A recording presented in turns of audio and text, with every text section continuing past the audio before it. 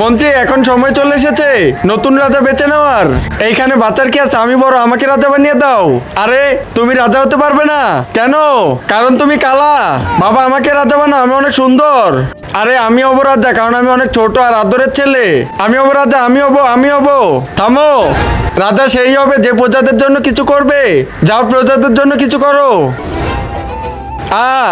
অনেক ব্যথা করতেছে। কি হয়েছে তোমার?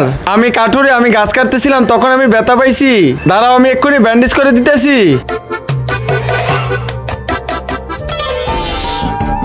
রাজকুমার, আপনি স্বয়ং আমাদের সাহায্য করতে আসছেন? হ্যাঁ, কারণ বাবা বলছে যে প্রজাদের ভালো করবে তাকে রাজা বানাবে।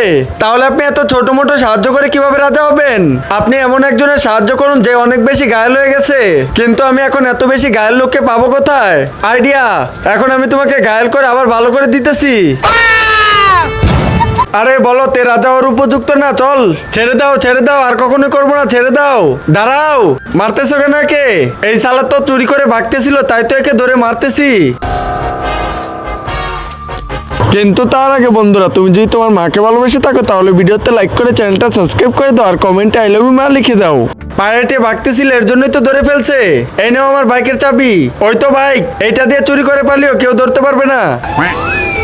আরে বলো, এইটাও রাজা হওয়ার উপযুক্ত না? এখন বড় ছেলে শেষ ভরসা। দেখো, আমি তোমাকে অনেকগুলো টাকা দিব, আমাকে হতে হবে রাজা।